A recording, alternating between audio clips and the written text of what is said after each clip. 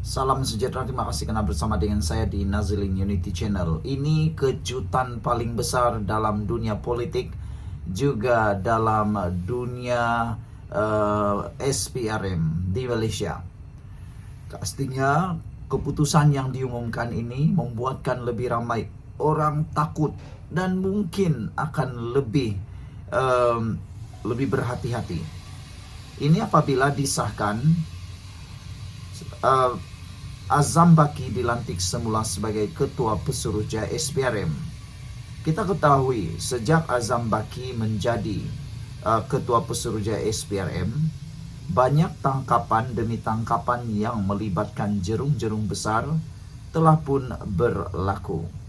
Ramai orang yang benci dia bukan sebab dia tak kerja, tapi kerana ketegasan Azam Baki dan tindakan Azam Baki tidak mengikut telunjuk sesiapapun.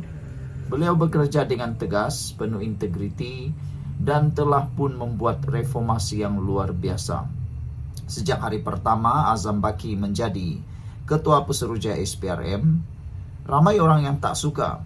Bukan kerana dia tak boleh kerja atau tak pandai kerja, tapi tindakan beliau yang tegas.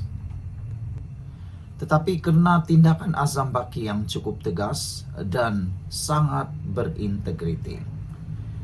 Pada pendapat anda, adakah tindakan ataupun adakah pengumuman pelantikan semula Azam Baki ini akan membuatkan lebih ramai orang akan bising, terutamanya pembangkang. Pembangkang ni biasalah kan, siapapun yang akan dilantik mereka akan tetap bising. Mereka dengan penuh tuduhan demi tuduhan akan dilemparkan, termasuklah mahu supaya Azam Baki digugurkan. Tan Sri Azam Baki dilantik semula sebagai Ketua Pesuruhjaya SPRM bagi tempoh setahun berkuat kuasa 13 Mei ini. Ketua Setiausaha Negara Tan Sri Samsul Azri Abu Bakar menerusi kenyataan dimaklumkan yang di Pertuan Agong Sultan Ibrahim telah memperkenankan pelantikan semula Azam Baki bagi memegang jawatan tertinggi dalam SPRM. Sukacita dimaklumkan bahawa selaras dengan subsection 5 dalam kurungan 1 dan kurungan 2 Akta SPRM 2009, Akta 694 yang di Pertuan Agong telah pun memperkenankan pelantikan semula Tan Sri Azam Baki sebagai Ketua Pesuruhjaya SPRM untuk tempoh 1 tahun berkuat kuasa mulai 13 Mei 2025 hingga 12 Mei 2026. Pelantikan semula ini berdasarkan pengalaman, komitmen dan pencapaian beliau sepanjang mengetuai SPRM, kata kenyataan itu. Sebelum ini, Azam Baki, 62 tahun, telah 2 kali dilantik semula bagi memegang jawatan itu, masing-masing selama setahun, iaitu dari 12 Mei 2023 hingga 11 Mei 2024 dan dari 12 Mei 2024 sehingga 12 Mei 2025. Beliau dilantik sebagai Ketua Pesuruhjaya SPRM pada 9 Mac 2020, menggantikan Latifah Koya yang mengambil keputusan memendekkan kontrak perkhidmatannya selaras dengan subsection 5 dalam kurungan 3 Akta SPRM 2009. Azam merupakan nama yang tidak asing dalam lanskap dan penguatkuasaan undang-undang dan usaha pembenterasan rasuah negara. Sekian untuk kali ini. Jangan lupa tinggalkan komen anda. Sila tekan butang subscribe dan kita jumpa lagi. Bye-bye. Salam sejahtera. Terima kasih kerana bersama dengan saya di Nazilin Unity Channel. Hari ini kita digemparkan sekali lagi dengan tangkapan oleh SPRM terhadap jerung besar. Sejak Anwar Ibrahim menjadi Perdana Menteri, kita kini disajikan dengan pelbagai tangkapan demi tangkapan yang luar biasa. Tangkapan bukan biasa-biasa, tetapi tangkapan yang luar biasa. Hari pertama Anwar Ibrahim menjadi Perdana Menteri, beliau sudah berjanji beliau akan memerangi rasuah dengan perang habis-habisan. Hari ini janji itu telah dikotakan. Apabila yang ditangkap bukan biasa-biasa, tetapi orang-orang besar jerung-jerung besar dan bukan lagi ikan-ikan bilis. Hari ini, seorang pengarah syarikat ditahan reman oleh SPRM, ditangkap oleh SPRM gara-gara rasuah kerakyatan.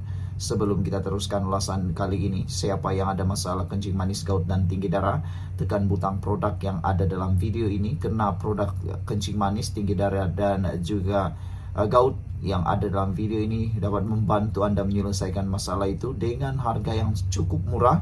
Sudah ramai yang menggunakannya dan lulus KKM serta halal. Cepat beli selagi stok masih ada. Saya kongsikan dengan Anda karena beribu-ribu orang sudah mendapat manfaatnya. Apa kata Anda juga menjadi salah seorang daripada yang telah menerima manfaat itu? Hari ini, Malaysia gempar apabila SPRM Suruhanjaya Pencegahan Rasuah Malaysia menangkap reman, menahan seorang pengarah syarikat yang disyaki terlibat dalam skandal rasuah, mempercepatkan pemprosesan permohonan kewarganegaraan bagi rakyat asing. Magistrate Kunasundari Marimutu mengeluarkan keizinan penahanan reman 3 hari sehingga 11 April itu susulan permohonan dibuat agensi anti rasuah terbabit di Mahkamah Magistrate Putrajaya pagi tadi.